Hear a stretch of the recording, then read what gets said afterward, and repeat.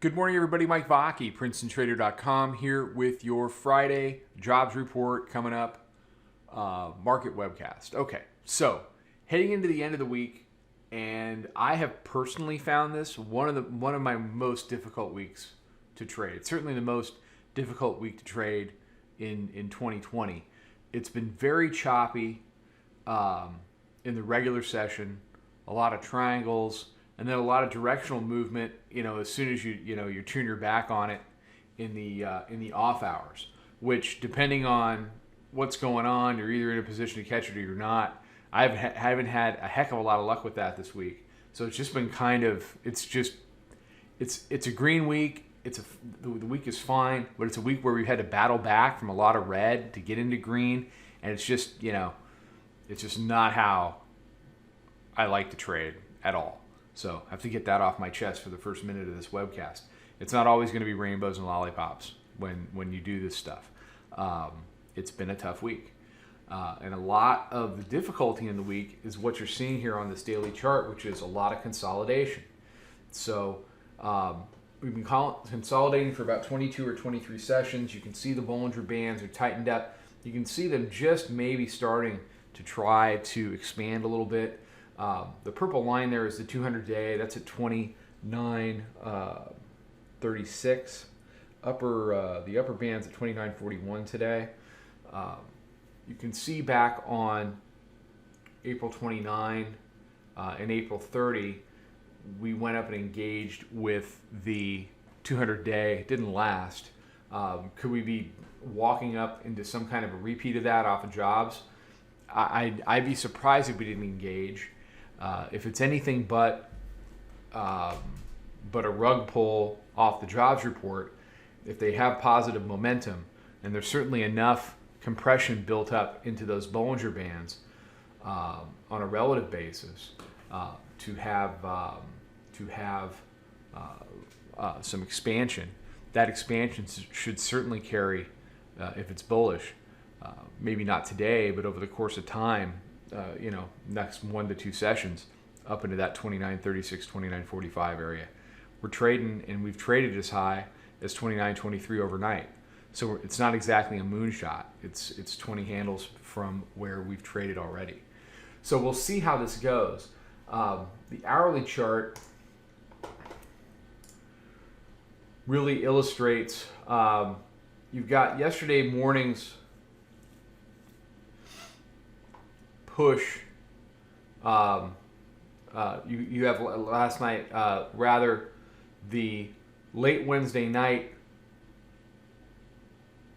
support at the daily mid-band that basically ramped the majority of the day. A little bit of a pullback in the afternoon. That held right at the 9-day and right at the hourly mid-band. And they've gone ahead and they've continued to walk it up from there.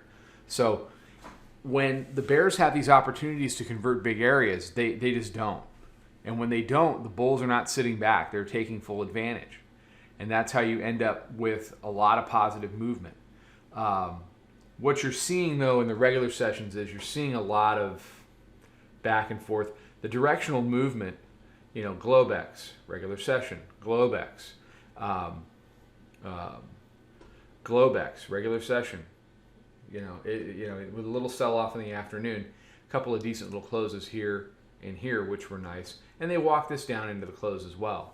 The bears are controlling the regular closes, but those regular closes are getting bought and they're getting walked right back up and then some in Globex. So it's the market gets habitual, and that's currently the habit of things. So we've got jobs coming up in a couple hours at 6:30 in the morning Eastern time as I'm taping this. So a couple hours we've got jobs, and then we're going to have to see, when we get up into the pre-FOMC price at 29.35, 200-day 29.36, upper level 29.42. Is that something that wants to keep on going? Are we going to chop up there? If the initial jobs reaction is negative, we're going to have to keep a very close eye on 2900 roundy 28.98 hourly mid-band. Volume weighted average price right now is 29.05, so that's all going to be a factor.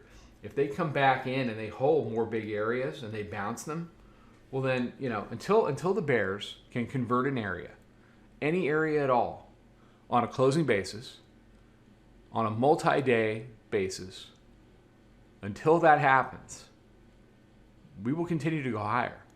And, you can see people fighting this rally. There have been moments this week where I've even fought it.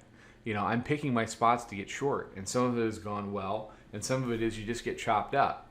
And we've had our fair share of being long. But as long as good short setups continue to be run over, that's going to perpetuate, upside movement. And the only thing I could stress to everybody out there is what I tell you all the time. Don't fight this stuff. Pick your spots, take your trades, but understand that you are very counter trend. Take your profits where you find them, roll your stops down, and go from there. And don't assume that a big area like the hourly mid-band is going to convert. Chances are it's not. Will the bears show up again? Sure. But when? And it's not for any of us to say. So what we have to do is just keep taking high probability setups and go from there. So let's get through jobs. We'll see what the reaction is there. Don't game the reaction. That's another way to really get caught on the wrong side of things. There'll be an upside and a downside reaction range. Typically, you will see lower highs or higher lows built off of that range. And then if it's a jobs report that really wants to move, then it'll break out or break down from that range. And that's a much more risk responsible way to trade the whole thing. Because at least in that situation where you're wrong. And it's based upon those higher lows or those lower highs depending on which way price is trying to move. As we get into the regular session, we'll have to see. I think hourly mid-band is going to be important. I think the rounding is going to be important. And on the upside, there's a lot of traffic up there to get through. But unless we get a really negative reaction off jobs that wants to push or we get some other kind of news, the natural thing would be to walk up and test that. All right. Everybody have a good day. Have a good weekend. Be safe. Be healthy. Trade them well. We will have the weekly wrap-up webcast tonight. And then a couple things over the weekend. Couple of webinars out of the vault this weekend. And our weekend review briefing report, which should be out tomorrow morning. All right. Take care. I'll talk to you soon.